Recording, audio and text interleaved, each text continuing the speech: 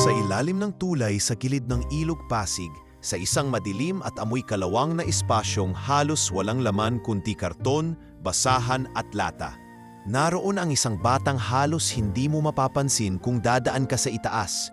Si Boyet, walang apelyido, walang dokumento, walang kahit anong bagay na magpapatunay na siya'y anak ng isang pamilya. Sa kalsada siya ipinanganak at sa kalsada rin siya lumaki. Boyet, gumikin ka na oh! Aagawan ka na ng spot sa junkyard. Boses iyon ni Mang Dado, isang matandang pulubi na tila naging tagapagbantay ni Boyet sa lungsod. Napamulat si Boyet, banayad ang kilos habang pinupunasan ng maduming kamay ang kanyang mga mata. Suot pa rin niya ang kupas at may butas-butas na t-shirt na hindi mo na makikilala ang dating kulay. Sa paa niya ay nakasabit ang isang pares ng tsinelas na hindi magkauri, tila donasyon na lang mula sa iba't ibang panahon. Sandali lang Mang Dado, nanaginip po ako, sagot niya habang inaayos ang isang plastic bag na nagsisilbing unan. Nanaginip ka? E anong panaginip yan, ha? Biro ni Mang Dado habang inaayos ang suot niyang lumang jacket. Na may tindahan po ako, tapos ang daming candy, tapos may lola akong luto ng luto para sa mga bata. Natahimik si Mang Dado. Ilang segundo siyang hindi nagsalita at tiningnan lang si Boyet. Hindi niya alam kung paano sasabihin na ang ganung pangarap ay napakalayo sa realidad nila. Pero hindi niya rin kayang pasagin ang kaisa-isang bagay na nagpapangiti sa bata, ang kanyang imahinasyon. Maganda yan, Boyet. Pero ngayon, mas maganda kung makakahanap ka ng bote at lata, di ba? Tumango si Boyet at nagsimulang magsuot ng lumang backpack na pinulot lang din niya sa isang bakanting lote. Nilakbay nila ang maalikabok na alsada. Bit-bit ang pag-asang makakaipon sila ng kahit kaunting barya para sa pananghalian. Habang naglalakad, napadaan sila sa karinderya. Teka lang po, Mang Dado, bulong ni Boyet at dahan-dahang lumapit sa gilid ng tindahan. May nakitang plapong, may tira pang kanin at isda sa ibabaw ng sako ng bigas na tinakpan lang ng dahon ng saging. Mabilis at sanay ang kilos niya. Hinatak niya ang plato at agad itong inilagay sa loob ng bag bago may makakita. Anak ng tipaklong, bulalas ni Mang Dado. Huli ka sa CCTV niyan ha. Mumiti lang si Boyet. Sorry po, gutom lang talaga. Kalahati po nito para sa inyo. Sa murang edad na 8, si Boyet ay hindi lang natutong mabuhay sa lansangan. Natuto rin siyang maging maawain. Kahit ubos na ang lakas, kahit sugatan ng paa mula sa basag na bote, inuuna niya si Mang Dado o ang kapwa batang palaboy kapag may pagkain siya. Likas sa kanya ang magbigay kahit wala. Bago pa man siya naging Boyet, tawag lang sa kanya ng mga ao ay uy o hoy. Wala siyang maandaan sa ina kundi ang tinig nitong palaging nagsasabing, sandali lang anak. Babalik agad si nanay. Ngunit 6 na taon na ang lumipas mula noong iniwan siya nito sa palengke habang bibili raw ng gulay. Hindi na ito kailanman nagbalik. Ang kanyang lola na siyang tumanggap sa kanya matapos iwan ng ina ay namatay na isang gabi dahil sa ubo at hindi na makahinga. Wala silang pera para sa gamot. Wala ring kahit sinong kamag-anak na dumating. Sa murang isipan ni Boyet, ang mundo ay binuo ng paghihintay. Paghihintay sa nanay, paghihintay ng tulong, paghihintay ng pagkain. Ngunit may isang hindi nawala sa buhay niya, si Mang Dado. Boyet, tapusin mo na yung comics. Bukas ulit. Utos ni Mang Dado habang naglalatag ng karton para sa kanilang higaan. Sandali lang po. Gusto ko malaman kung paano niligtas ni Zuma yung bata. Sagot ni Boyet habang nakatukod ang siko sa sahig, hawak ang sirang comics na may ilang punit at kulang na pahina. Anong Zuma-Zuma ka dyan? Hindi naman totoo yung may ahas sa balikat. Pero okay lang, at least nakakapagbasa ka na. Yan ang importante. Dahil kay Mang Dado, natutong bumasa si Boyet. Araw-araw, pagkatapos mamalimos o mangalakal, binibigyan siya ng matanda ng 3 pahina ng lumang comics para basahin, kapalit ng isang hating tinapay. Ayon kay Mang Dado, hindi lang tiyan ang kailangang pakainin, pati utak. Dahan-dahang sinara ni Boyet ang comics. Sa kanyang isipan, baka balang araw ay makasulat siya ng sarili niyang kwento. Isang kwento ng batang palaboy na naging bayani. Hindi pa niya alam na ang araw na iyon ay paparating. Ngunit sa ngayon, sapat na ang panaginip, sapat na ang isang basyon ng bote, at sapat na ang mainit na tinapay na hinati ng isang matanda na tila tunay niyang ama. Sa ilalim ng tulay, may batang walang pangalan na tinawag nilang Boyet. At sa kabila ng kanyang maruming kasuotan, siya ang may pinakamalinis na puso sa lahat ng nasa lansangan. Makulimlim ang langit noon at may amoy ng ulan sa hangin. Isa iyon sa mga gabing hindi sanay si Boyet. Masyadong tahimik, masyadong malamig, higit sa lahat, masyadong mag-isa. Mang Dado, tawag niya habang tinatahak ang eskinita sa likod ng palengke. Bit-bit ang kalahating pandesal at isang sachet ng kape na nakuha niya mula sa isang bukas na kariton. Ngunit wala ang payat at kubanyang kasama sa karaniwang pwesto nila sa ilalim ng tulay. Wala ang lumang bag ng matanda. Wala rin ang paborito nitong lata ng Milo na laging pinanghihigop ng kape. Parang bula itong naglaho. Siguro po, baka umihi lang. Pilit niyang kinakausap ang sarili. Ngunit sa loob-loob niya, may mabigat ng kutob. Kinabukasan, nalaman niya mula sa isang batang naglalako ng basahan. Boyet, nakita raw si Mang Dado kagabi. Dinala ng mga tanod. Sabi nila, sa rehab daw. Rehab? Bakit? Tanong ni Boyet habang napapikit. Hindi niya alam kung galit ba siya o malungkot. Pero isa lang ang malinaw. Wala na ang tanging taong kumakalinga sa kanya. Sa mga sumunod na araw, tila mas mabigat ang mundo. Wala nang gumigising sa kanya tuwing umaga. Wala nang nagtuturo ng bagong salita. Wala nang humahati ng tinapay. Mas naramdaman niya ang tunay na lamig ng lansangan. Lalo na't ang mga matandang palaboy sa paligid ay hindi pamilyar sa salitang awa. Nak, amin na yang kalakal mo, sabi ng isang lalaking may malaking pilat sa pisngi habang hinahablot ang sako ni Boyet. Kuya, akin po yan. Ako po ang namulot niyan. Pak! Isang sampal ang gumising sa kanya. Bago pa siya makaimik, inagaw na ang sako at itinulak siya sa maduming sahig. Bago ka pa lang dito, di ba? Huwag kang matigas, boyat-boyatan ka pa dyan. Hindi na siya umimik. Umuwing luhaan, gutom at sugatan sa tuhod. Wala siyang nagawa kundi sikmurain ang sakit. Parehong pisikal at emosyon na. Sa bawat araw na lumilipas, lalo siyang natutong magsarili, magsalita sa sarili, at matulog ng yakap ang kanyang bag upang hindi maagawan ng kahit kaunting gamit. Isang gabi, habang nasa ilalim siya ng isang nakaparadang truck, nilapitan siya ng 3 binatilyong palaboy. Isa sa mga ito ay si Pecho, kilalang takaw-gulo sa lugar. Uy, nakita ko may nakuha kang lata kanina. Baka pwedeng happy tayo, pananakot ni Pecho. Pasensya na po, konti lang yon. Baka po kulang pa nga sa bigas. Pakiusap ni Boyet, halos hindi na makatingin sa mata ng kausap. Ang damot mo pala, sigaw ni Pecho, sabay sipa sa kanyang tabiliran. Puno ng takot at sakit ang gabi na yun. Tinadyakan siya sa binti, hinila sa buhok at kinuha pati ang bag niyang. May laman lang ay ilang pirasong lata at basang comics. Iniwan siyang duguan ng labi at may pasa sa mata. Hindi na siya bumalik sa tulay. Wala na rin siyang mukhang ihaharap doon. Ang gabing iyon ang nagtulak sa kanyang tahakin ang ibangka. Sa paglalakad niya, nadaanan niya ang isang lumang gusaling abandonado. Malaki, madilim at amoy ihi at amag. Pero para kay Boyet, yun na ang pinakamatinong silong sa tagulan. Pwede pa po bang tumira dito kahit sandali lang? Mahina niyang bulong sa dilim, parang may nakikinig. Sa ikalawang palapag ng gusali, may nakapaskil na farton na may nakasulat sa uling, bawal mag-ingay. Sa tabi nito, may nakasalampak na maliit na katawan ng isang batang babae. Naka-jacket at may kapote kahit hindi naman umuulan. Sorry po, ani Boyet, nangingimi habang naglalakad papalapit. Wala na po akong matirhan. Di ko po kayo aagawan sa pwesto. Sa gilid lang po ako. Hindi sumagot ang bata. Tiningnan lang siya sandali at saka ibinaling muli ang paningin sa bintana. Kinabukasan, habang naghahain ng pinakuluang balat ng saging na pinulot niya sa palengke. Nilapitan siya ng batang babae. "Afu si Nina, gusto mong hati tayo?" Napatingin si Boyet.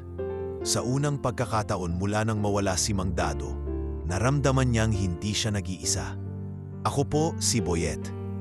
Tahimik si Nina. Sa ilalim ng tulay sa gilid ng ilog Pasig, sa isang madilim at amoy kalawang na espasyong halos walang laman kundi karton, basahan at lata.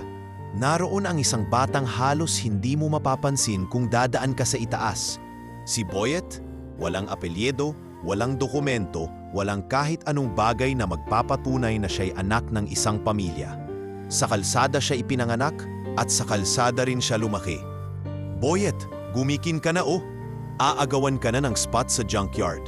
Boses iyon ni Mang Dado, isang matandang pulubi na tila naging tagapagbantay ni Boyet sa lungsod. Napamulat si Boyet, banayad ang kilos habang pinupunasan ng maduming kamay ang kanyang mga mata. Suot pa rin niya ang kupas at may butas-butas na t-shirt na hindi mo na makikilala ang dating kulay. Sa paa niya ay nakasabit ang isang pares ng tsinelas na hindi magkauri, tila donasyon na lang mula sa iba't ibang panahon. "Sandali lang, Mang Dado, nanaginip po ako," sagot niya habang inaayos ang isang plastic bag na nagsisilbing unan. "Nanaginip ka? Anong panaginip yan, ha?" Biro ni Mang Dado habang inaayos ang suot niyang lumang jacket. "Na may tindahan po ako, tapos ang daming candy, tapos may lola akong luto ng luto para sa mga bata." Natahimik si Mang Dado. Ilang segundo siyang hindi nagsalita at tiningnan lang si Boyet. Hindi niya alam kung paano sasabihin na ang ganung pangarap ay napakalayo sa realidad nila. Pero hindi niya rin kayang pasagin ang kaisa-isang bagay na nagpapangiti sa bata, ang kanyang imahinasyon. "Maganda yan, Boyet. Pero ngayon, mas maganda kung makakahanap ka ng bote at lata, di ba?" Tumango si Boyet at nagsimulang magsuot ng lumang backpack na pinulot lang din niya sa isang bakanting lote. Nilakbay nila ang maalikabok na alsada. Bit-bit ang pag-asang makakaipon sila ng kahit kaunting barya para sa pananghalian. Habang naglalakad, napadaan sila sa karinderya. "Teka lang po, Mang Dado," bulong ni Boyet at dahan-dahang lumapit sa gilid ng tindahan. May nakitang plapong, may tira pang kanin at isda sa ibabaw ng sako ng bigas na tinakpan lang ng dahon ng saging. Mabilis at sanay ang kilos niya. Hinatak niya ang plato at agad itong inilagay sa loob ng bag bago may makakita. "Anak ng tipaklong," bulalas ni Mang Dado. "Huli ka sa CCTV niyan, ha?" Mumiti lang si Boyet. "Sorry po, gutom lang talaga. Kalahati po nito para sa inyo." Sa murang edad na 8, si Boyet ay hindi lang natutong mabuhay sa lansangan. Natuto rin siyang maging maawain. Kahit ubos na ang lakas, kahit sugatan ng paa mula sa basag na bote, inuuna niya si Mang Dado o ang kapwa batang palaboy kapag may pagkain siya. Likas sa kanya ang magbigay kahit wala. Bago pa man siya naging Boyet, tawag lang sa kanya ng mga ao ay uy o hoy. Wala siyang maandaan sa ina kundi ang tinig nitong palaging nagsasabing, "Sandali lang anak." Babalik agad si nanay. Ngunit 6 na taon na ang lumipas mula noong iniwan siya nito sa palengke habang bibili raw ng gulay. Hindi na ito kailanman nagbalik. Ang kanyang lola na siyang tumanggap sa kanya matapos iwan ng ina ay namatay na isang gabi dahil sa ubo at hindi na makahinga. Wala silang pera para sa gamot. Wala ring kahit sinong kamag-anak na dumating. Sa murang isipan ni Boyet, ang mundo ay binuo ng paghihintay. Paghihintay sa nanay, paghihintay ng tulong, paghihintay ng pagkain. Ngunit may isang hindi nawala sa buhay niya, si Mang Dado. "Boyet, tapusin mo na yung comics. Bukas ulit." Utos ni Mang Dado habang naglalatag ng karton para sa kanilang higaan. "Sandali lang po. Gusto ko malaman kung paano niligtas ni Zuma yung bata." Sagot ni Boyet habang nakatukod ang siko sa sahig, hawak ang sirang comics na may ilang punit at kulang na pahina. "Anong Zuma-Zuma ka dyan? Hindi naman totoo yang may ahas sa balikat. Pero okay lang, at least nakakapagbasa ka na. Yan ang importante." Dahil kay Mang Dado, natutong bumasa si Boyet araw-araw pagkatapos mamalimos o mangalakal Binibigyan siya ng matanda ng 3 pahina ng lumang comics para basahin, kapalit ng isang hating tinapay. Ayon kay Mang Dado, hindi lang tiyan ang kailangang pakainin, pati utak. Dahan-dahang sinara ni Boyet ang comics. Sa kanyang isipan, baka balang araw ay makasulat siya ng sarili niyang kwento. Isang kwento ng batang palaboy na naging bayani. Hindi pa niya alam na ang araw na iyon ay paparating. Ngunit sa ngayon, sapat na ang panaginip, sapat na ang isang basyon ng bote, at sapat na ang mainit na tinapay na hinati ng isang matanda na tila tunay niyang ama. Sa ilalim ng tulay, may batang walang pangalan na tinawag nilang Boyet, at sa kabila ng kanyang maruming kasuotan, siya ang may pinakamalinis na puso sa lahat ng nasa lansangan. Makulimlim ang langit noon at may amoy ng ulan sa hangin. Isa iyon sa mga gabing hindi sanay si Boyet. Masyadong tahimik, masyadong malamig, higit sa lahat, masyadong mag-isa. Mang Dado, tawag niya habang tinatahak ang eskinita sa likod ng palengke. Bit-bit ang kalahating pandesal at isang sachet ng kape na nakuha niya mula sa isang bukas na kariton. Ngunit wala ang payat at kubanyang kasama sa karaniwang pwesto nila sa ilalim ng tulay. Wala ang lumang bag ng matanda. Wala rin ang paborito nitong lata ng Milo na laging pinanghihigop ng kape. Parang bula itong naglaho. Siguro po, baka umihi lang. Pilit niyang kinakausap ang sarili. Ngunit sa loob-loob niya, may mabigat ng kutob. Kinabukasan, nalaman niya mula sa isang patang naglalako ng basahan. Boyet, nakita raw si Mang Dado kagabi. Dinala ng mga tanod. Sabi nila, sa rehab daw. Rehab? Bakit? Tanong ni Boyet habang napapikit. Hindi niya alam kung galit ba siya o malungkot. Pero isa lang ang malinaw. Wala na ang tanging taong kumakalinga sa kanya. Sa mga sumunod na araw, tila mas mabigat ang mundo. Wala nang gumigising sa kanya tuwing umaga. Wala nang nagtuturo ng bagong salita. Wala nang humahati ng tinapay. Mas naramdaman niya ang tunay na lamig ng lansangan. Lalo na't ang mga matandang palaboy sa paligid ay hindi pamilyar sa salitang awa. Nak, amin na yang kalakal mo, sabi ng isang lalaking may malaking pilat sa piski habang hinahablot ang sako ni Boyet. Kuya, akin po yan. Ako po ang namulot niyan. Pak! Isang sampal ang gumising sa kanya. Bago pa siya makaimik, inagaw na ang sako at itinulak siya sa maduming sahig. Bago ka pa lang dito, di ba? Huwag kang matigas, boyat-boyatan ka pa dyan. Hindi na siya umimik. Umuwing luhaan, gutom at sugatan sa tuhod. Wala siyang nagawa kundi sikmurain ang sakit. Parehong pisikal at emosyon na. Sa bawat araw na lumilipas, lalo siyang natutong magsarili, magsalita sa sarili, at matulog ng yakap ang kanyang bag upang hindi maagawan ng kahit kaunting gamit. Isang gabi, habang nasa ilalim siya ng isang nakaparadang truck, nilapitan siya ng 3 binatilyong palaboy. Isa sa mga ito ay si Pecho, kilalang takaw-gulo sa lugar. Uy, nakita ko may nakuha kang lata kanina. Baka pwedeng happy tayo, pananakot ni Pecho. Pasensya na po, konti lang yon. Baka po kulang pa nga sa bigas. Pakiusap ni Boyet, halos hindi na makatingin sa mata ng kausap.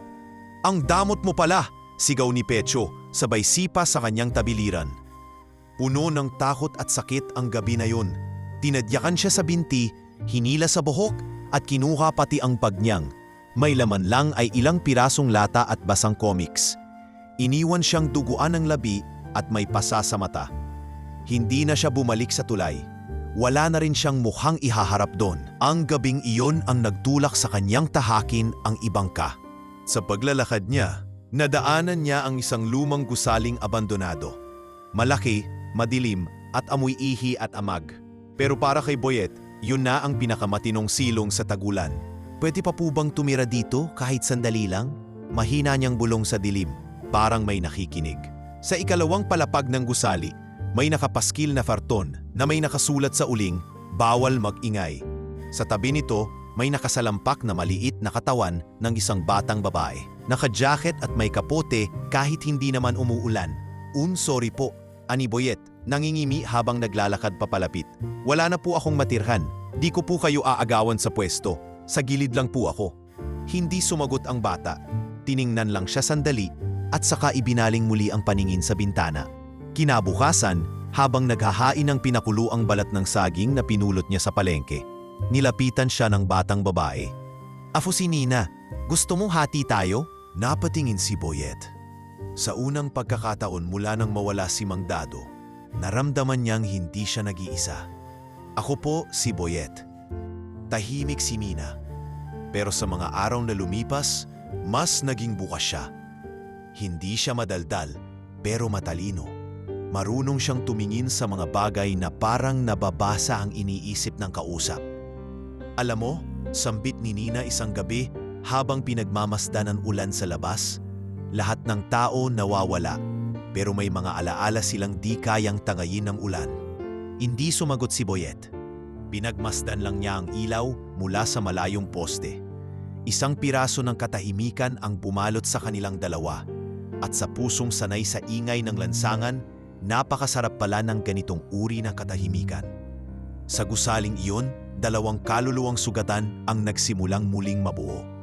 At sa simpleng pagbabahagi ng pagkain, ng kwento at ng pananahimik, unti-unting nagkakulay ang mundo ni Boyet sa gitna ng abo, basura at dilim. Naging tahimik ngunit makabuluhan ang mga sumunod na linggo para kay Boyet. Sa piling ni Nina natutunan niyang hindi lang pala pananatili ang mahalaga sa buhay sa lansangan, kundi ang pagkakaroon ng saysay kahit pa sa gitna ng hirap. "Bakit ka laging tumitingala sa langit, Nina?" tanong ni Boyet isang gabi habang nakahiga sila sa malamig na sahig ng ikalawang palapag ng abandonadong gusali. Ang kisame ay butas, kita ang ilang bituin, pero mas madalas na usok ng tambutso at alikabok ang bumabati sa kanila. "Kapag wala kang matanaw na liwanag sa paligid, Boyet," sagot ng dalagita, "ingin ka lang sa langit. Doon kasi kahit ulap ang makita mo, alam mong may araw pa ring di sumusuko." Nagkibit balikat lang si Boyet. Hindi siya sanay sa ganitong lalim ng mga salita. Pero sa bawat araw na kasama niya si Nina, unti-unti siyang nababago. Natutunan niyang magdasal, hindi dahil may hinihiling siya, kundi dahil iyon ang paraan ni Nina para sabihing hindi sila nakakalimutan ng Diyos. "Anong sinasabi mo lagi tuwing gabi?" tanong ni Boyet habang pinupunasan ang isang kalderong kinunan nila ng init mula sa isang bonfire. "Ganito lang, salamat po sa isa pang araw. Kahit gutom, buhay pa rin. Kahit walang pamilya, may kasama pa rin. Kahit walang bahay, may langit pa rin." Hindi alam ni Boyet kung bakit nangingilid ang luha niya habang nakikinig, pero hindi siya nahiya. Sa mundo nila, hindi kahinaan ang umiyak, palatandaan iyon na may natitira pa sa kanilang damdamin. Magkasama silang namumulot ng basura sa madaling araw. Si Nina ang mas maingat, marunong tumingin kung alin ang mas mataas ang bentahan. Si Boyet naman ang lakas ng katawan, laging siya ang humahakot ng sako. Pero kahit kailan, hindi sila nangdaya, hindi sila nagnanakaw. Kapag may iba pang batang nangangailangan, dinadagdagan nila ng tirang tinapay ang kanilang kainan. Isang gabing malakas ang ulan. Nakita nilang may humahalinghing na tunog mula sa gilid ng hagdan ng gusali. Agad na nilapitan ito ni Nina. "Pusa?" bulalas ni Boyet. "Baka may rabies yan." "Wala ka yan. Tingnan mo, nanginginig na sa lamig. Gusto mo bang pabayaan siya katulad ng pag-iwan sa atin?" Tumahimik si Boyet. Alam niya ang pakiramdam ng iwan. Lumapit siya at pinakpan ng kanyang lumang t-shirt ang puting pusa. Basang-basa ito, nanginginig at may sugat sa kanang paa. "Anong pangalan niya?" tanong ni Boyet. "Puting," sagot ni Nina. Para alalahanin natin na kahit madungis ang paligid, may mga bagay pa rin kayang manatiling malinis. Simula noon, naging tatlo na silang magkasama. Si Puting, bagamat lampa at mahina, ay parang naging simbolo ng pamilya para sa kanila. Tuwing gabi, pinapatulog nila ito sa pagitan nilang dalawa, gamit ang lumang sako bilang kama. Sa umaga, pinapakain nila ito ng tira-tirang isda at kanin. Minsan, kahit wala nang matira para sa kanila. Sa kabila ng gutom at lamig, natutong ngumiti si Boyet. Iba ang sigla niya ngayon. Tuwing nagsasabit siya ng plastik na puno ng bote sa balikat, tila may kaunting tuwa sa kanyang hakbang. Si Mina, kahit tahimik, laging handa sa kwento.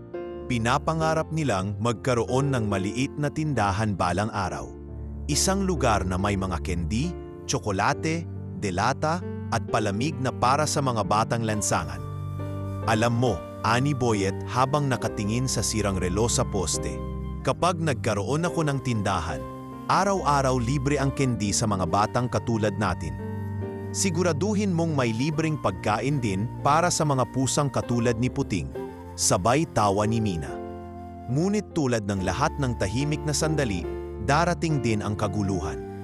Isang araw habang abala sila sa pag-aayos ng mga pinulot nilang papel sa loob ng gusali, dumating ang tatlong lalaking nakaunipormeng kulay asul at may suot na ID. Kasama nila ang dalawang lalaking nakabarong at bitbit ang mga planong papel at laptop.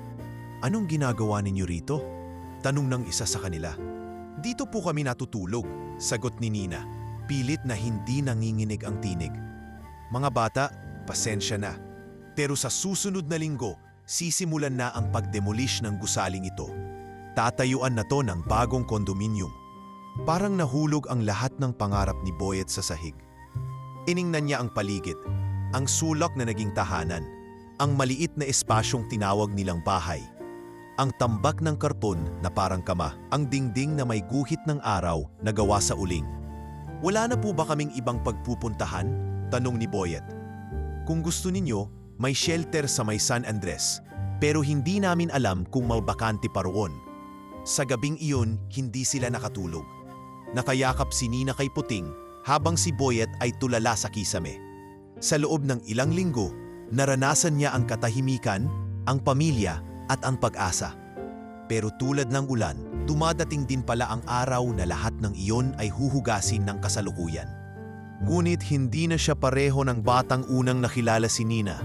Hindi na siya takot sa dilim, sa gutom o sa kawalan. Sa puso niya, buhay ang panalangin, buhay ang pag-asa. At kahit sa gitna ng kawalan, may pangarap siyang dadalhin.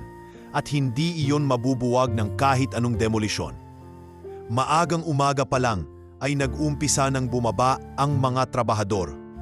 Bitbit ang mga martilyo, sledgehammer at malalaking kahon ng gamit. Nagsimula na ang demolisyon ng gusaling tinawag ni Boyet at Nina na kanilang tahanan. Mula sa ikalawang palapag, ramdam nila ang pagyanig ng lupa tuwing may binabaklas sa ibaba. "Nina, alis na tayo," pakiusap ni Boyet habang bitbit ang sako nila ng gamit. "Baka abutan tayo sa taas." "Ako na ang magbibitbit kay Puting," sagot ni Nina habang pinapalo ang lumang karton para gumising ang kanilang alagang pusa. Ngunit sa pagmamadali, hindi nila napansin ang sirang bahagi ng kahoy sa hagdan. Madulas ang sahig, basa sa hamog. Habang pababa si Nina, nadulas ito at bumulusok mula sa ikalawang baitang. "Nina!" sigaw ni Boyet habang agad na lumapit. Nakahandusay si Nina sa semento, duguan ang gilid ng ulo at hirap huminga. Tagad siyang niyakap ni Boyet, nanginginig ang mga kamay. "Ising ka, Nina! Ising ka naman!" Garalgal ang boses niya, nangingilid ang luha habang sinisilip ang mukha ng kaibigan. May isang trabahador na tumawag ng ambulansya. Maya-maya, dumating ang puting van na may pula at asul na ilaw. Kinuha si Nina habang kinakausap si Boyet. "Ikaw ba ang kasama nito?" "Opo." "Bata, wala kang guardian. Baka hindi ka po pwedeng sumama." "Pero ako po ang kasama niya. Kaibigan ko siya." Sa kabila ng pagmamakaawa, iniwan si Boyet sa lawas ng barikadang bakal. Pinanood niyang palayo ang ambulansya habang si Puting ay umiiyak sa gilid, tila nauunawaan ang bigat ng pangyayari. Kinabukasan, balik lansangan si Boyet. Mag-isa na naman. Binalikan niya ang gusali pero sarado na ang pinto. May harang na asul na trapal. Wala siyang natanggap na balita kay Nina at walang may alam kung saang ospital ito dinala. Sa loob ng ilang araw, inikot niya ang mga pampublikong pagamutan. Bitbit si Puting, nagtatanong sa mga nurse. Wala raw ganoong pangalan. Kung may record man, wala siyang apelyido ni dokumento para hanapin si Nina. Sa paglipas ng mga linggo, Napilitan siyang bumalik sa dating tulay kung saan unang tumira kasama si Mang Dado. Ngunit iba na ang sitwasyon. Ang mga bagong palaboy roon ay kilalang maton, masahol pa sa mga naunang nambugbog sa kanya. "Oh, may balak ka bang bumalik dito ha?" Anong ng isang lalaking may malalaking tattoo sa leeg. "Dati po kasi akong dito natutulog. Sa sulok lang, hindi po ako manggugulo." "Eh di dapat di ka na bumalik. Umalis ka na bago ka namin ikulong sa drum." Walang nagawa si Boyet kundi umalis. Muling gumala sa mga kalsadang hindi niya kabisado. Sa bawat hakbang, dama niya ang bigat ng pagkakahiwalay. Wala na si Mang Dado, wala na si Nina. Si Puting lang ang tapat na nananatili sa tabi niya. Isang umaga, habang naglalakad sa gilid ng isang kalsadang matao, may nakita siyang 3 batang lalaki na nakapalibot sa isang lalaking lasing. Habang tulog ito sa bangketa, unti-unti na nilang kinaalgal ang bulsa nito. "Hoy! Wag yan!" sigaw ni Boyet. Lumingon ang mga bata. "Ano ngayon sayo? Tatay mo ba to?" Kahit sino pa siya, mali pa rin yan. Hindi pa man siya nakakakilos, sinugod siya ng isa sa mga bata at sinapak sa tiyan. Tumumba siya at sumunod ang 2 pa. Pinagtulutan siyang saktan. Nang may mga taong dumaan at nagsimulang sumigaw, agad na nagsitakbuhan ang mga bata. Si Boyet, duguan ng labi at may pasa sa pisngi, nakatihaya sa simento habang si Puting ay naupo sa kanyang tiyan, humahaplos sa kanya gamit ang bunto. Wala siyang ideya kung ilang minuto siyang nakahandusay. Pero maya-maya, isang matandang babae ang lumapit. May kariton itong puno ng saging, kamote at mga panindang galing sa Divisoria. "Nak, ayos ka lang?" tanong ng matanda. Hindi siya nakasagot. Hinawakan siya nito sa balikat at tinulungang makatayo. "Halika, sa ilalim ng puno ako nakapwesto. Pahinga ka muna roon." Sa ilalim ng isang lumang puno ng mangga sa tabi ng kalsada, pinaupo siya ng matanda sa isang karton. Pinahiran nito ng alkohol ang kanyang sugat at binigyan ng pandesal at mainit na salaba mula sa thermos. "Salamat po, sobra po," mahina niyang sabi habang nilalambing si Puting. "Walang anuman, alam ko ang itsura ng batang nawalan. Ako rin kasi, dati akong katulad mo. Ang kaibahan lang, natutong magtinda bago pa ako sumuko." Napatingin si Boyet sa matanda. Mahina na ito, baluktot ang likod, pero matatag ang mga mata. Parang may apoy na hindi namamatay sa kabila ng hirap. "May pangalan ka ba, iho?" "Boyet lang po." "Boyet, mabuting pangalan. Basta tandaan mo ito Kahit hindi mo alam kung saan ka patutungo, basta wag mong hayaan na manatili ka kung saan ka sinaktan." Ngumiti si Boyet. Sa unang pagkakataong matapos mawala si Nina, nakaramdam siya ng init. Hindi mula sa pagkain, hindi mula sa sinag ng araw, kundi mula sa kabutihan ng isang estrangherong marunong magmalasakit. Hindi pa niya alam kung saan siya tutungo sa mga susunod na araw, pero isang bagay ang sigurado. Hindi siya susuko. Hindi habang may pusa sa kanyang tiyan, at hindi habang may pag-asa sa kanyang dibdib. Makulimlim ang langit at malamig ang hangin. Gabi na ngunit gising pa rin si Boyet. Dala ang isang itim na sako habang iniisa-isa ang mga basurahan sa gilid ng daan sa pako. Kasama niya si Puting, maingat na sumusunod sa bawat hakbang ng batang payat at tila napariwaras sa sarili. Dito sa parte ng Maynila, tahimik sa gabi, ang mga kalsada ay madalang ang sasakyan at ang mga poste ng ilaw ay nagkukumpol lang sa malalaking kanto. "Puting, dito ka lang ha? Baka may pulis, mahuli na naman tayo." Bulong ni Boyet habang sinisilip ang isang basurahan. Inangat niya ang takip at sinimulang halukayin ang laman. Naghahanap ng bote, plastik, kahit lumang wire na pwedeng ibenta bukas ng umaga. Habang abala siya sa pagkuha ng mga plastik na bote, bigla niyang narinig ang isang mahinang ungol. Akala niya'y hangin lang, pero ilang hakbang pa'y muling naulit ang tunog. Mas malinaw na ngayon. Napapitlag si Boyet. Napalingon siya sa madilim na bahagi ng sidewalk. Doon sa ilalim ng poste ng ilaw na kumikislap-kislap, May isang babaeng nakaupo sa sementadong bangketa, nakasandal sa pader ng isang saradong tindahan. Duguan ang palda nito, putla ang muka at halos hindi na makatayo. Hawak-hawak nito ang tiyan, halatang sumasakit na. Lumingon si Boyet sa paligid. Walang ibang tao. Walang dumadaang sasakyan. Sa oras na yon, tila walang mundo maliban sa kanya at sa babaeng humihingi ng tulong. "Miss," mahina niyang tawag habang papalapit. "Miss, okay lang po kayo? Babata, tulungan mo ako. Lalabas na yung anak ko. Hindi ko na kaya." Nanlaki ang mata ni Boyet. Hindi pa siya kailanmang nakakita ng babaeng nanganganak, lalo na't sa gitna ng kalsada. Nanginginig ang kanyang kamay. Gusto niyang tumakbo, humingi ng tulong, pero alam niyang walang makakarinig. Paano kung maiwan ang babae? Paano kung mangyari ang kinatatakutan niya? Namamatay ito sa harap niya. Huminga siya ng malalim. "Kaya natin to. Sige lang po, sandali lang." Maingat siyang lumapit, inilatag ang kanyang lumang t-shirt sa likod ng babae bilang suporta. Pinilit niyang ilapit ang kanyang sarili para masalo kung sakaling dumating na ang bata. "Humiga po kayo ng konti. Igalaw niyo po ang mga paa ninyo. Ganun po yan sa mga napapanood ko." Tumingin sa kanya ang babae, may takot sa mga mata. "Ang asawa ko, iniwan ko, hindi ko na kinaya. Gusto ko lang." May labas siya ng ligtas. Hindi na sumagot si Boyet. Hindi niya alam kung ano ang tamang sagot. Ngunit sa kanyang isip, isa lang ang malinaw. Kailangan niyang iligtas ang sanggol. Pinunasan niya ng laylayan ng sako ang kamay niya. "Sige po, huminga po kayo ng malalim. Pag sinabi kong ire, ire lang po kayo. Kaya natin to, promise." "Ah!" sigaw ng babae habang nagsisimula ang matinding kirot. Tumutulo ang pawis sa noo nito. Pinipigilan ni Boyet ang panginginig ng tuhod habang pinipilit alalahanin ang mga etsenang napanood niya sa telebisyon noong minsang nakasilip sa isang karinderya habang nakatambay ang mga manunood ng drama sa hapon. "Isa pa po, konti na lang. Ire!" sigaw niya.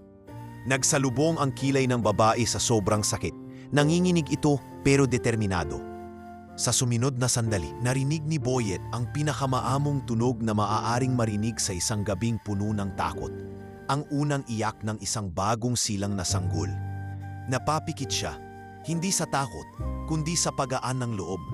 Mabilis niyang nilabas ang lumang panyo mula sa kanyang bulsa at maingat na pinunasan ang mukha ng bata. "It's a boy," lalaki po siya. Mahina niyang sambit habang marahang ibinabalot ang sanggol sa kanyang t-shirt. Hindi agad nakasagot ang ina. Hawak-hawak niya ang tiyan pero sa likod ng pagod, ngumiti ito habang pinagmamasdan ang kanyang anak. "Salamat, salamat. Hindi ko alam kung anong mangyayari kung wala ka." Lumuhod si Boyet at inilapit ang sanggol sa ina. Hinawakan nito ang anak at pinisil ang kamay ni Boyet. "Anong pangalan mo, iho?" "Boyet lang po. Palaboy lang po ako." "Palaboy ka man. Ikaw ang naging tagapagligtas ko."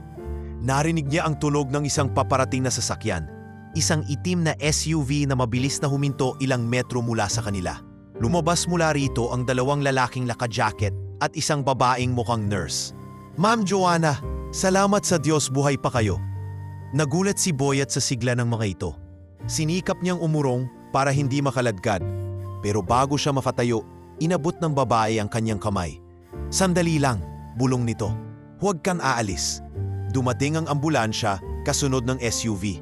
Sa loob ng ilang minuto, nasa loob na ng stretcher ang babae at ang sanggol. Si Boyet tahimik lang sa gilid habang si Puting ay nasa paanan niya. Hindi niya alam kung ano ang nangyari sa gabing iyon. Hindi niya alam kung sino si Joanna o kung sino ang ama ng sanggol. Ang alam lang niya, sa isang mundong iniwan siya ng lahat, may pagkakataon pala na siya naman ang maging sagip. Isang batang palaboy na sa gitna ng dilim, naging ilaw sa isang bagong buhay. Tumigil sa gilid ng kalsada ang itim na SUV na tila hindi karaniwang dumadaan sa ganoong eskinita. Sa kintab ng kanyang pintura at bughaw na ilaw sa gilid, halatang hindi iyon ordinaryong sasakyan. Mula sa loob ay bumaba ang dalawang lalaking nakaitim na jacket, may dalang radyo at earpiece. Kasunod nila ang isang babae, nakasuot ng puting uniforme at may dalang first aid kit. Mrs. Joanna, sigaw ng isa sa mga lalaki. Agad lumapit sa nakahigang babae. Diyos ko ma'am, salamat at buhay kayo. Sambit ng babae habang sinisimulang lagyan ng pressure bandage ang gilid ng tiyan ng ina. Nakatayo lamang si Boyet sa gilid, yakap-yakap ang sanggol. Basang-basa pa rin siya sa pawis sa talikabok, habang si Puting ay nakakubli sa ilalim ng kariton sa tabi. Hindi siya pinansin ng mga lalaki noong una, abala sa pag-asikaso sa babae. Sino yang bata? Tanong ng isang lalaki, habang bahagyang tinuturo si Boyet. Siya ang tumulong sa akin, siya ang tumanggap sa anak ko. Mahinang tugon ni Joanna, habang pilit na bumabangon mula sa pagkakahiga. Napatingin ang dalawang lalaki kay Boyet na hawak pa rin ang sanggol na ngayon ay payapa nang natutulog sa kanyang bisig. Ako po si Boyet, mahinang sabi niya. Wala po akong balak saktan siya, tinulungan ko lang po. Hindi, mabilis na sagot ng nurse. Tama ang ginawa mo, iho. Kung hindi dahil sa'yo, baka hindi na namin naabutan si ma'am. Maya-maya, dumating ang ambulansya na may sirena. Kinuha ng mga mediko si Joanna at ang sanggol at sa gitna ng kaguluhan, sinama rin si Boyet. Hindi dahil kailangan, kundi dahil si Joanna mismo ang nag-utos. Pakisama ang batang ito, ayokong mawala siya.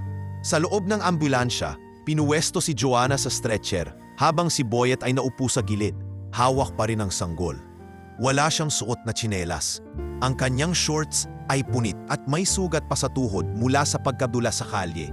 Ngunit sa gitna ng lahat ng iyon, para siyang isa sa mga bayani sa mga comics ni Mang Dado. Pagdating sa ospital, sinalubong sila ng isang grupo ng nurse at doktor.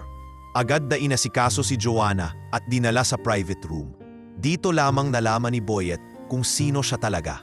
Mrs. Joanna Vergara, asawa ni Alfonso Vergara, the businessman behind Arclight Industries, di ba? Bulong ng isang nurse sa kapwa nurse. Oo, siya yung nagtatayo ng mga feeding center. Pero sabi ng mister, matagal nang hindi lumalabas sa bahay mula nang mabuntis. Nakatayo lang si Boyet sa labas ng kwarto. Pinakain siya ng isang tauhan ng ospital. Binigyan ng malinis na damit, isang puting t-shirt at jogging pants na halatang pambata. Pinilit niyang hindi mapansin ang dami ng tao, ang linis ng ospital at ang lamig ng aircon na tila sumisingit sa balat niya. Lumipas ang 2 oras, biglang bumukas ang pintuan ng kwarto at isang matipunong lalaking nakaterno ang pumasok. Matangkad, may edad at halatang sanay sa utos. Nasaan siya? Tanong ng lalaki. Saan yung batang tumulong sa asawa ko? Agad siyang tinuro ng nurse. Napatingin si Boyet sa lalaki. Hindi siya mukhang galit, pero ramdam niyang ang presensya nito ay parang haligi ng gusali, matatag at hindi basta-basta. Alfonso Vergara, pakilala ng lalaki habang inilalahad ang kamay. Ako ang asawa ng babaeng tinulungan mo. Marahan at nahihiyang iniabot ni Boyet ang kamay niya. Ako po si Boyet, wala po akong apelyido. Walang problema yon Boyet. Ang mahalaga, nandito kayo pareho ng anak ko at buhay kayo. Tumango lang si Boyet. Hindi niya alam kung ano ang dapat sabihin.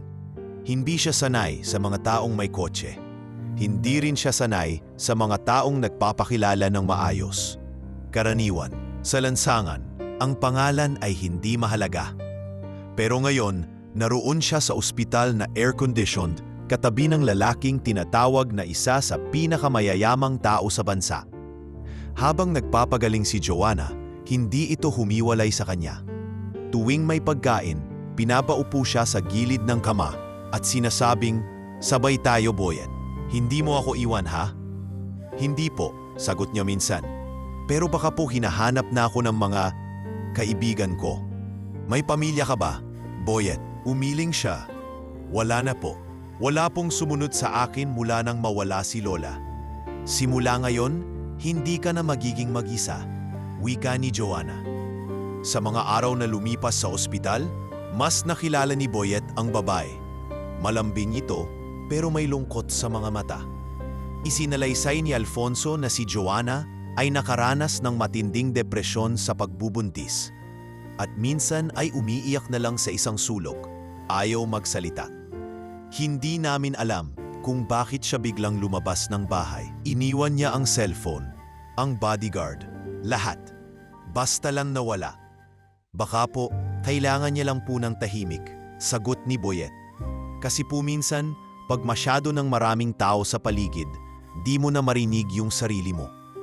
Nagkatinginan si Alfonso at ang doktor. Sa simpleng salita ng isang batang palaboy, may lalim na hindi inaasahan. Hindi man edukado si Boyet, damang-dama ang pagkaunawa sa damdaming malayo sa materyal na mundo. Sa mga sumunod na araw, naging routine ang lahat. Gumigising si Boyet na may mainit na gatas sa gilid ng kama, nilalaro ang sanggol, at minsan ay tinuturuan ng mga nurse kung paano alagaan ang bagong panganak. Sa gabi, pinapahiga siya sa isang folding bed sa loob ng kwarto ni Joanna. Parang panaginip ang lahat, at ayaw niyang magising. Ngunit sa puso niya, alam niyang hindi siya nababagay sa mundong iyon. Isang palaboy lang siya, walang apelyido, walang pondo, at walang patutunguhan. O yun ang akala niya. Hindi pa niya alam, pero nagsimula ng gumulong ang pagbabago sa buhay niya. At lahat ng iyon dahil lang sa isang gabing nakarinig siya ng unggol mula sa madilim na kalsada. Pagkalabas ni Joanna sa ospital, hindi kaagad bumalik si Boyet sa lansangan. Pinakiusapan siya ng mag-asawa na manatili muna habang nagpapagaling si Joanna at inaayos ang lahat para sa ligtas nilang pag-uwi. Hindi man niya masabi sa sarili, pero ramdam niyang gusto niyang tumigil doon, kahit ilang araw lang. Para sa kanya, ang bawat umaga ay parang panibagong mundo. May mainit na gatas, malambot na unan, at higit sa lahat, katahimikan. Sa loob ng isang linggo, naging parang tagapag-alaga si Boyet kay Baby Elias. Si Joanna ay palaging nakangiti tuwing nakikita ang bata sa bisig ng kanyang tagapagligtas. Si Alfonso naman, bagamat abala sa mga tawag at laptop meetings, ay lagi namang lumalapit kay Boyet tuwing hapon para kamustahin siya. Anong hilig mong gawin, Boyet? Minsan ay tanong ni Alfonso habang magkatabi silang kumakain ng pansit canton sa ospital. Magbasa po ng comics. Gusto ko rin pong magtinda balang araw. Yung maliit lang na tindahan, sagot niya. Nakayuko at medyo mahina ang boses. May ambisyon ka pala. Maganda yan, sabi ni Alfonso habang tumango. Tingnan natin kung matutulungan ka naming maabot yan. Ilang araw pa ang lumipas, ng isang gabi, habang pinapatulog ni Boyet si Elias, lumapit si Joanna. Boyet, may gusto kaming imbitasyon sa iyo ni Alfonso. Gusto ka naming isama sa bahay. Hindi siya kaagad nakasagot. Napalingon lang siya, hawak ang bote ng gatas, at tila nag-aalinlangan. Hindi mo kailangang tumira doon kung hindi ka pa handa, paliwanag ni Joanna. Pero gusto lang naming magpasalamat ng maayos at gusto ka rin makita ng pamilya ni Alfonso. Kinabukasan, isang SUV ang sumundo sa kanila. Suot ni Boyet ang bagong polo na pinili ni Joanna para sa kanya. Simple lang, puting may kulay asul sa kwelyo at maong na pantalon. Ngunit sa paningin ni Boyet, pakiramdam niya ay parang politikos. Pagdating nila sa bahay ng mga Vergara, namangha siya. Ang gate pa lang ay mas mataas na sa buong gusali kung saan sila tumira dati ni Nina. Sa loob, may hardin na mas malaki pa sa plaza ng kanilang barangay. May fountain, may mga ilaw na parang mga bituin, at may mga taong nakauniporme na tila nag-aabang ng mga bisita. Welcome to your second home, sabi ni Alfonso habang binubuksan ang pintuan ng bahay. Pagkapasok, agad siyang tinablan ng lamig ng aircon. Ang sahig ay marmol, ang kisame ay mataas, patang mga dingding ay may mamahaling painting na hindi niya kilala. Sa isang tabi, may buffet table na puno ng prutas, tinapay at iba't ibang klase ng pagkain na hindi niya narinig noon. Maari kang kumain, Boyet, paanyaya ni Joanna habang inaayos ang buhok ni Baby Elias. Huwag kang mahihiya. Hindi po ba para sa inyo lang to? Tanong niya, halos pabulong. Hindi ka bisita dito, Boyet. Isa ka sa amin ngayon. Dahan-dahan siyang lumapit sa mesa at kumuha ng isang pirasong tinapay. Sa unang kagat, napaluha siya. Hindi dahil masarap ito, bagamat totoo yon, kundi dahil ngayon lang siyang inabutan ng pagkain na hindi niya kailangang ipagpalit sa lata, pulutin sa basurahan o itaka sa karinderya. Matapos kumain, inilibot siya ni Joanna sa loob ng mansyon. Pinakita ang guest room, ang maliit na library, at ang likod bahay na may malawak na damuhan. Pwede kang maglaro rito, magbasa kahit anong gusto mo. Ani Joanna habang inaakay siya. Hindi po ba bawal? Tanong niya habang naglalakad sa carpet. Walang bawal sa taong mabuti ang puso. Sa mga araw na tumuloy siya roon, natutunan niyang gamitin ang shower. Sa simula, nagulat pa siya dahil akala niya'y ulan ang biglang bumuhos mula sa kisame. Natutunan din niyang gumamit ng kutsara at tinidor, bagamat mas komportable pa rin siya sa kamay. Tuwing gabi, hindi siya makatulog sa lambot ng kama.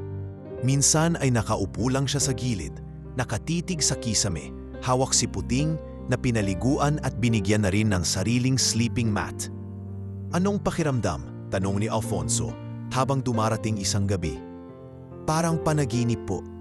Hindi ito panaginip, Boyet, at gusto naming maging mas higit pa rito ang magiging buhay mo. Isang araw, habang nagkakape sa porch, inabot ni Alfonso ang isang folder. Plano sana naming ipasok ka sa isang pribadong eskwelahan. Isa tong scholarship program na pinapatakbo ng foundation ni Joanna. Kung papayag ka, sisimulan natin agad ang proseso. Hindi agad nakasagot si Boyet. Naramdaman niya ang biglang tibok ng puso, parang gusto niyang tumakbo, umiyak o yakapin ng hangin. Sa halip, tumango siya, bahigpit at buong loob. Opo, gusto ko pong matuto. Gusto ko pong magbago ng buhay. Simula ito ng bago mong kwento, Boyet. Wika ni Joanna habang lumapit, karga si Baby Elias. Dapi, tinulungan mo kaming buhayin ang anak namin. Ngayon, panahon naman para buhayin ang pangarap mo.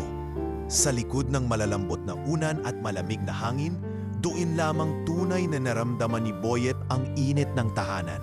Hindi mula sa dingding o kisame, kundi mula sa mga taong nakakita sa kanya hindi bilang palaboy, kundi bilang isang batang may halaga. Ang unang araw ni Boyet sa eskwelahan ay hindi gaya ng inaasahan niyang masayang karanasan. Bitbit niya ang backpack na iniregalo sa kanya ni Joanna.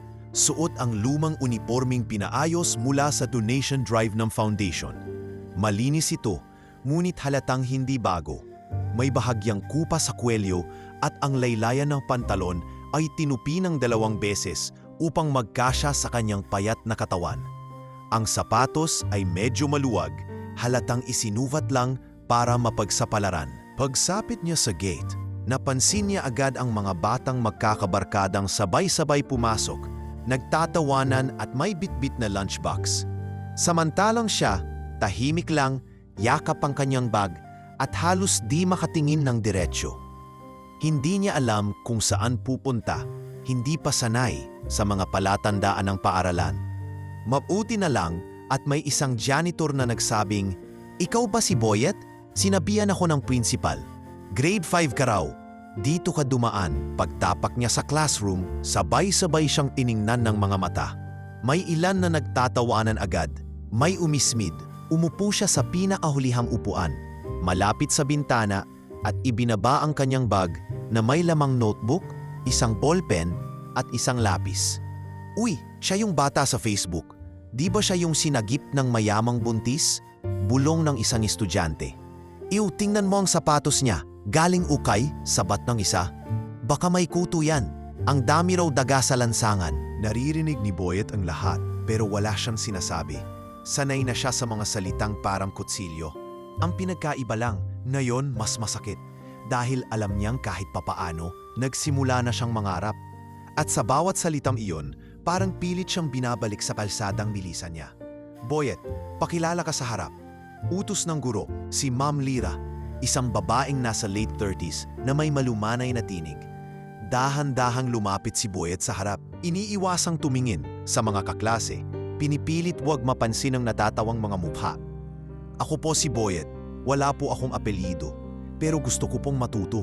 Para po balang araw, makapagtayo ako ng tindahan. Tahimik ang klase. Ngunit maya-maya, may narinig siyang pabulong na, "Tindahan lang? E di wow!" Ngunit sa halip na mainis, mumiti lang si Boyet at bumalik sa kanyang upuan.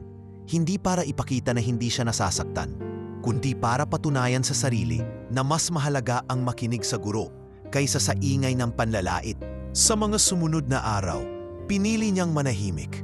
Hindi siya sumasali sa mga laro. Lagi siyang nauuna sa pagligpit ng mesa.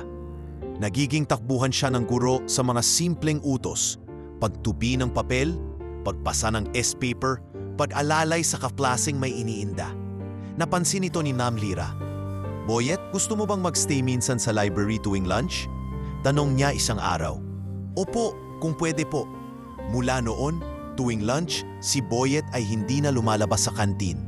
Sa halip, nasa library siya, nagbabasa ng lumang aklat, mga comics, at minsan ay mga manual tungkol sa pagnenegosyo. May isang librong paulit-ulit niyang binabasa. Paano magpatakbo ng sariling tindahan sa barangay? "Bakit lagi mong binabasa yan?" tanong ni Ma'am Lira habang nag-aayos ng mga libro. "Kasi po, dati po pangarap ko lang to. Pero ngayon po, parang kaya na siguro." Ngumiti si Ma'am Lira.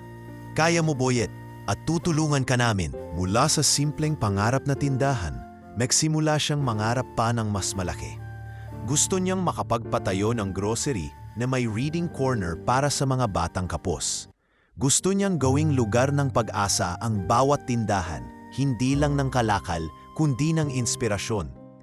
Tuwing linggo, dinadala siya ng mag-asawang Vergara sa bahay nila. Si Joanna ay palaging may inihandang tanghalian, sinigang, adobo at minsan ay spaghetti na paborito ni Baby Elise. Doon, walang nakakainsulto sa kanya. Doon, siya ay si Kuya Boyet, tagapagturo kay Elise kung paano humawak ng laruan, kung paano kumanta ng ABC, at kung paano ngumiti kahit walang ngipin. "Alam mo, Elise," bulong ni Joanna habang pinapadede ang anak, "malas ka kung hindi mo makikilala si Boyet. Kasi kung wala siya, baka wala ka rin ngayon." Isang beses, habang pinapasyal siya ni Alfonso sa likod ng bahay, tinuro nito ang isang maliit na gusali sa dulo. "Yan ang dati naming bodega. Balak ko sanang gawing mini store para sa mga scholars ng foundation. Pero mas magandang ikaw ang mamahala riyan balang araw." Hindi makapaniwala si Boyet, pero hindi siya sumagot kagad. Alam niyang hindi sapat ang biglang swerte. Kailangan niya pa ring magpatuloy. Hindi dahil gusto niyang patunayan ang sarili sa ibang tao, kundi dahil gusto niyang patunayan sa sarili niya na hindi na siya yung batang iniiwan ng mundo. At habang patuloy siyang nagsusulat sa notebook niya ng mga plano, mga presyong produkto, layout ng tindahan, at schedule ng pagbabasa para sa mga bata, naramdaman niya ang pagtibok ng panibagong pag-asa. Isa siyang batang palaboy na ginawara ng pagkakataong bumangon. At ngayong nasa panibagong mundo na siya, hindi na niya ito bibitawan. Mainit ang araw nang umuwi si Boyet mula sa eskwelahan. Bitbit niya ang kanyang backpack, pawisan at pagod mula sa sunod-sunod na pagsusulit. Sa loob ng jeep, abala ang lahat sa kani-kanilang mundo. May nakatutok sa cellphone, may nakapikit, at may mga batang naglalako ng candy sa gilid ng kalsada. Tumingin siya sa labas at naalala ang sarili, ilang buwan lang ang nangalipas. Siya rin ay ganyan dati. Walang direksyon, umaasa lang sa awa ng iba. Pagsapit niya sa isang kanto malapit sa palengke, napansin niya ang isang matandang lalaking nakaupo sa gilid ng kalsada. Nakayuko ito, marungis at nanginginig habang hawak ang basyong plastik na lata ng sardinas. Sa unang tingin, akala niya'y isa lamang sa libo-libong pulubi sa lungsod. Ngunit may kakaiba sa anyo ng matanda. Sa paraan ng pagkakayuko nito, sa pagkakabaluktot ng likod, at sa pamilyar na tunog ng pag-ubo. Napahinto si Boyet. Dahan-dahan siyang lumapit. Parang nilalamon ng kaba ang kanyang dibdib. "Mang Dado," mapupungay ang mata. May bahid ng pagod at gutom. Hindi ito kaagad nagsalita. Si Boyet po to," dagdag pa ni Boyet habang lumuluhod sa harapan ng matanda. "Ako po yung alaga nyo, yung tinuruan yung bumasa, yung laging humihingi ng kalahaping tinapay sa gabi." Tila saglit na tumigil ang mundo. Tiningnan lang siya ng matanda, bago ito muling yumuko at umubo ng malakas. Sa pagkakataong iyon, nakita niya ang sugat sa braso, ang tuyong balat at ang nangingitim na kuko.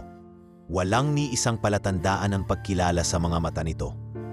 "Hindi ko po kayo maalala, hiho," garalgal ang boses ng matanda.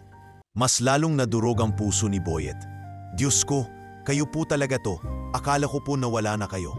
Hindi na siya nagdalawang isip. Agad niyang tinawagan si Joanna mula sa kanyang simpleng cellphone na bigay ng paaralan. Ma'am Joanna, may nakita po ako. Si Mang Dado, yung nagsilbing parang ama ko po dati. Hindi niyo po siya kilala, pero siya po ang nag-alaga sa akin nung wala pa po kayo. Nasaan ka, Boyet? Agad na sagot ni Joanna. Makati po sa tapat ng Pure Gold. Umiiyak na po ako. Hindi na po niya ako naaalala. Sandali lang, papapuntahin kita ng driver. Dalhin mo siya sa klinika natin. Ako na ang bahala sa bayad. Sa loob ng 30 minuto, dumating ang sasakyan. Maingat na isinakay ni Boyet si Mang Dado na halos hindi na makalakad sa panghihina. Sa bawat sandaling lumilipas, hindi niya mapigilang umiyak.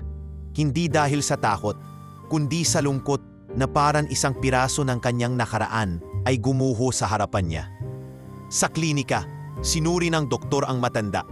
Sabi ng mga nurse, posibleng epekto ng sobrang gamot at depresyon ang pagkakaroon ng transient amnesia o pansamantalang pagkawala ng alaala. Hindi raw bihira sa mga galing sa rehabilitation center, lalo na kung walang sapat na suporta pagkatapos nilang lumabas. Anong pangalan po niya ulit? Tanong ng doktor. Hindi ko po alam ang totoong pangalan niya, sagot ni Boyet. Mang Dado lang po ang tawag namin sa kanya, pero sa akin po, siya ang tatay ko.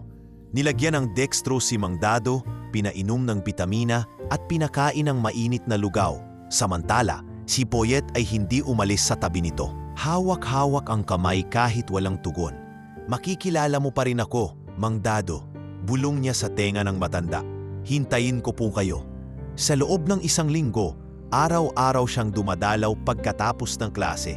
Dinadala niya ang mga lumang comics na minsang naging gamit nila sa pagbabasa. Isinalaysay niya ang kanilang mga pinagsamahan, kung paano siya tinuruan itong bumasa gamit ang sirang pahina ng Aliwan Comics, kung paanong sa tuwing umuulan ay sabay silang nagtutupi ng karton, kung paanong lagi silang nag-aagawan sa piraso ng tinapay pero nauuwi sa tawanan. Minsan, habang binabasa niya ang paborito nilang comics, biglang nagsalita ang matanda. Si Zuma? Di ba may ahas sa balikat? Napatingin si Boyet. Opo, siya po yung bida sa paborito nating kwento. Dahan-dahang tumulo ang luha niya. Hindi dahil sa comics, kundi dahil sa unti-unting pagbabalik ng alaala. Boyet, bulong ni Mang Dado. Ikaw nga to? Tumango si Boyet humihikbi habang niyakap ang matanda. Opo, ako po to. Ako po ulit si Boyet. Sa loob ng ilang linggo tuluyang bumalik ang sigla ni Mang Dado. Hindi na buo ang alaala, pero sapat na upang maalala kung sino si Boyet sa kanyang buhay. Sapat na upang muling maging mag-ama, ang dalawang nilimot ng mundo. Sa tulong ng Vergara Foundation, inupahan nila ang isang maliit na silid malapit sa eskwelahan ni Boyet. Doon pinatira si Mang Dado. May maliit itong kutson, mesa at florera ng plastik na bulaklak na binili ni Boyet mula sa ukay-ukay. Hindi man po ito mansyon, Mang Dado, sabi niya isang gabi habang sabay silang kumakain ng tinulang manok. Pero ito po ang tahanan natin. Ngumiti si Mang Dado. Hawak ang tinidor na parang hindi niya akalaing muli siyang makakatikim ng mainit na sabaw. At hindi ako papayag na mawala ka ulit, dagdag pa ni Boyet. Sa liwanag ng munting bumbilya, sa katahimikan ng silid na may halimuyak ng sabaw at dasal, muling nabuo ang pagkakaugnay ng dalawang pusong minsang pinaghihiwalay ng gutom at kalye. Ngayon, sa bawat araw na dumarating, may bagong rason si Boyet para magsikap. Hindi lamang para sa kanyang sarili, kundi para sa matandang minsang naging gabay niya sa dilim. Mainit ang araw noon sa loob ng silid-aralan ng Grade 6 Honors Class. Kadalasan, ang init ay nanggagaling sa bintanang nakabukas. Pero sa araw na iyon, ang init ay galing sa tensyon. Isang malaking group project ang inatas ng guro. Gumawa ng mock-up business proposal na ipipresenta sa harap ng buong klase, pati ng ilang bisita mula sa board ng foundation. Remember, ani Ma'am Liras, ang pinakamagandang proposal ay maaaring punduhan mismo ng Vergara Foundation para sa actual student-led mini-business sa campus. Kaya naman abala ang lahat. Lahat ay may ambisyon, Lahat ay nag-aagawan sa ideya.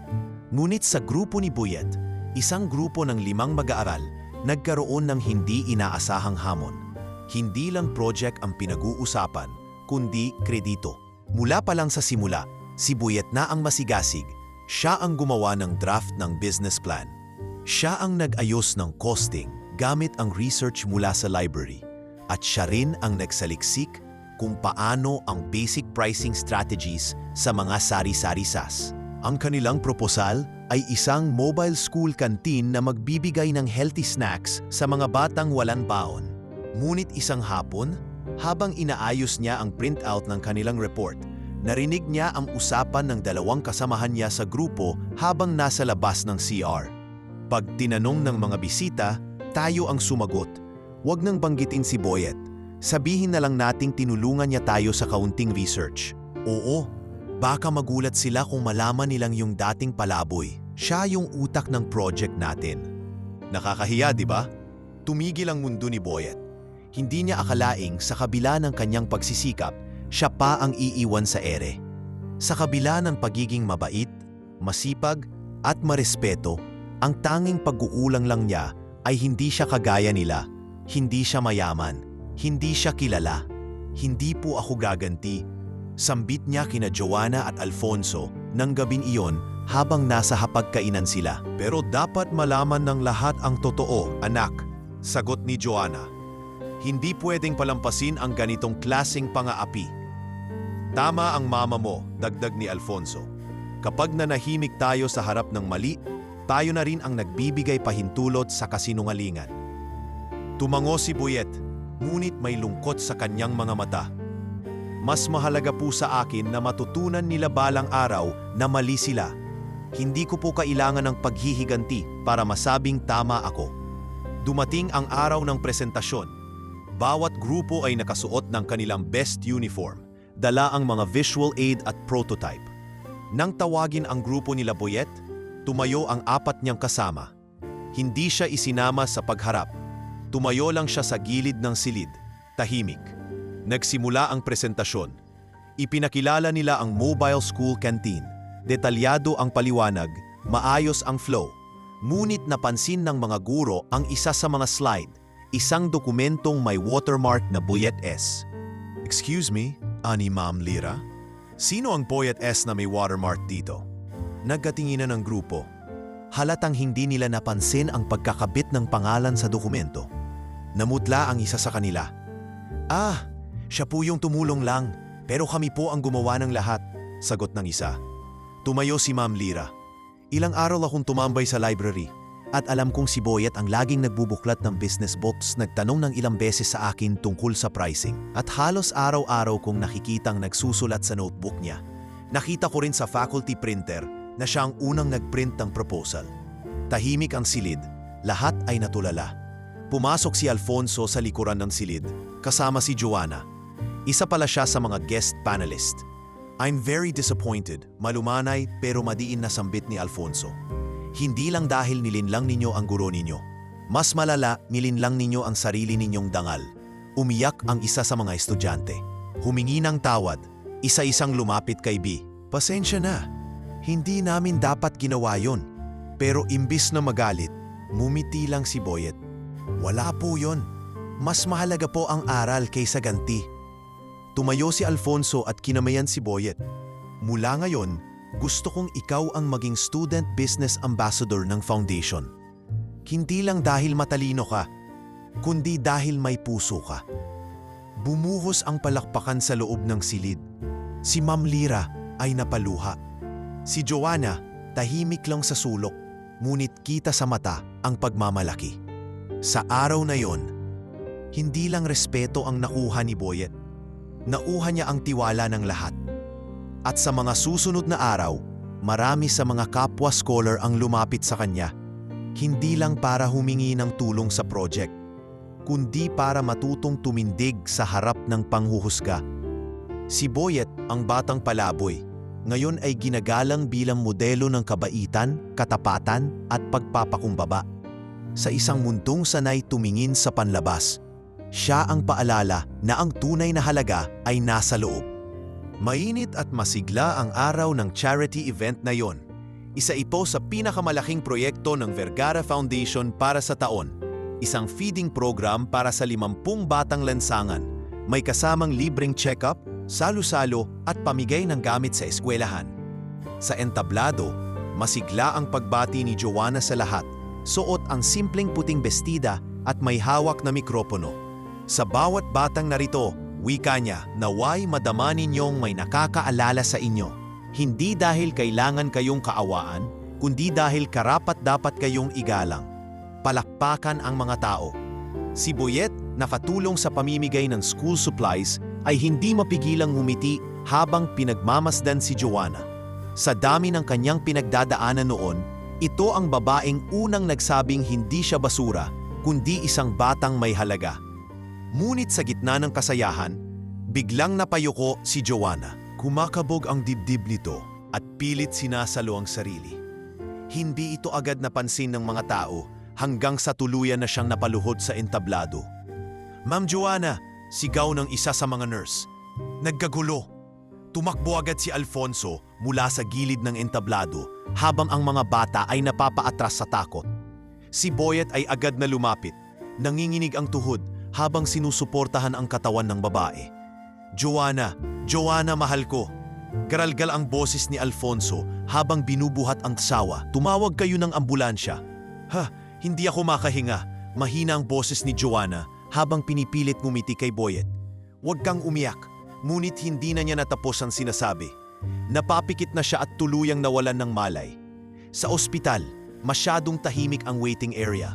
Si Elise ay naiwan muna sa yaya at si Boyet ay tahimik na nakaupo sa gilid. Hawak-hawak ang rosaryong iniabot sa kanya ng isa sa mga madre mula sa foundation. "Anak, gusto mong magdasal tayo?" Tanong ng madre. Tumango si Boyet. Hindi siya makapagsalita. Ang dibdib niya tila may batong mabigat. Hindi siya sanay makakita ng ganitong klaseng pangyayari. Mula noong bata pa siya, sanay siyang iwanan. Iniwan ng ina, kinuha si Nina, nawala si Mang Dado. Pero si Joanna hindi niya kayang mawala. Ilang oras pa ang lumipas. Lumapit si Alfonso, nakaupo sa tabi ni Boyet at tahimik na iniabot ang isang maliit na sobre. Binigay niya to bago siya ipasok sa operating room, ani Alfonso. Sabi niya, kung sakaling hindi siya mabising, gusto niyang ikaw ang unang makabasa. Dahan-dahang binuksan ni Boyet ang sobre. Guhit kamay, kulang sa tinta, pero malinaw ang mga salita. "Boyet, kung binabasa mo ito, malamang ay hindi ko na nagawang yakapin ka bago ako pumikit. Pero gusto kong malaman mong hindi kita kinalimutan. Ikaw ang batang nagturo sa akin na kahit mayaman ka, wala kang silbi kung hindi ka marunong magmahal ng totoo. Ikaw ang guardian angel ng anak ko. At para sa akin, ikaw rin ang naging tagapagligtas ko noong panahong gusto ko nang sumuko bilang ina, bilang asawa, at bilang ako. Kung may pagkakataong makabangon ako, hinding-hindi na kiaiiwan. Pero kung hindi man, ituloy mo ang ginagawa mong kabutihan. Atin ang mundong ito, Boyet, at marami pa tayong kayang baguhin. Mahal na mahal kita, anak." Joanna. Niyakap ni Boyet ang liham at tuluyan siyang napaiyak. Hindi ito iyak ng takot o lungkot lamang. Ito'y iyak ng isang batang muling pinili kahit sa huling pagkakataon. Matapos ang 3 oras sa operating room, lumabas ang doktor. Stable na si Mrs. Vergara. Aniya, may congenital heart defect siyang hindi na-detect sa unang pagsusuri. Kinailangan naming ayusin ang daloy ng dugo sa valve niya. Salamat sa Diyos, maayos na ang lahat. Halos mapatalon si Boyet sa tuwa. Si Alfonso, bagamat palaging matatag, ay napaupo at napaluha sa ginhawa. "Salamat," sambit nito habang hawak ang ulo. "Salamat." Sa loob ng 2 linggo ay pinagpahinga si Joanna sa ospital at pagkalipas noon, kinailangang ipadala ito sa abroad para sa mas komprehensibong therapy at monitoring. Bago siya lumipad, pinatawag niya si Boyet sa kanilang bahay. "Nais ko sanang iwan sa iyo ang isang bagay, Boyet," ani Joanna, habang hinahaplos ang ulo ng anak. "May isa akong iniwang scholarship fund para sa mga batang palaboy katulad ng dati mong buhay. Pero ikaw ang mamahala. Napatingin si Boyet sa kanya, gulat sa narinig. Pero, hindi po ba kayo ang dapat mga siwa niyan? Ngumiti si Joanna. Mas karapat-dapat kang humawak nito. Alam mo kung anong pakiamdam ng mawalan, ng magutom, ng mangarap habang nakatingala sa billboard. Alam mo kung paano magbigay, kahit wala. Inabot niya ang dokumento.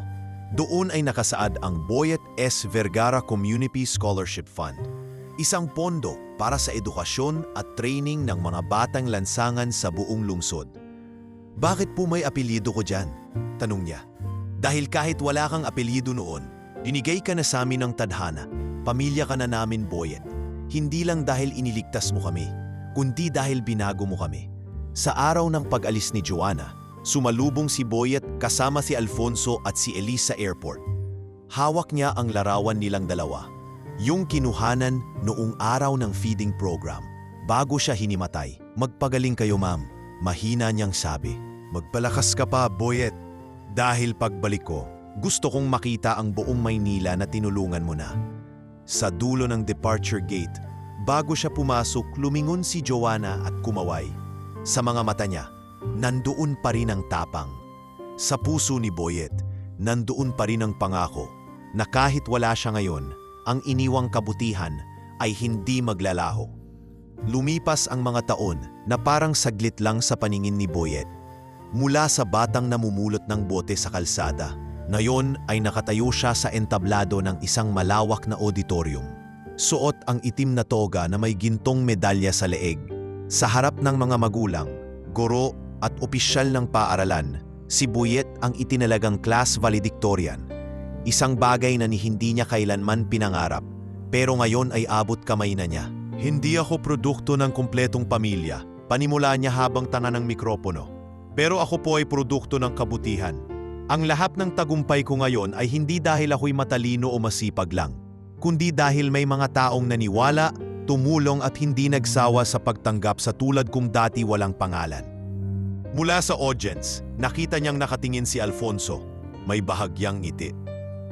Habang karga si Elise, na ngayon ay 6 na taong gulang na at abalang kumakaway sa kanya. Matapos ang graduation, inalok siya ng pamunduan ng universidad na tumira sa dorm para mas madali ang biyahe at konsentrasyon sa pag-aaral. Ngunit agad siyang tumanggi. Maraming salamat po, sabi niya kay Alfonso habang nasa opisina ng foundation. Pero mas pipiliin ko pong manatili sa tapat ng mga batang dati kong kasama sa lansangan. May pangako po ako sa kanila. Sigurado ka ba? Tanong ni Alfonso, tila nag-aalala. Opo, gusto kong maramdaman nila na kahit nakatuntum na ako sa universidad, hindi ko sila iniwan. Kung may nakatulong sa akin, responsibilidad kong ibalik yun. At sa tulong ng scholarship at maliit na allowance mula sa foundation, nangupahan si Boyet ng isang maliit na apartment sa may Tondo. Isang palapag lang sa itaas ng lumang tindahan at may espasyong sakto lamang para sa higaan, lamesa at ilang mga libro. Ngunit hindi doon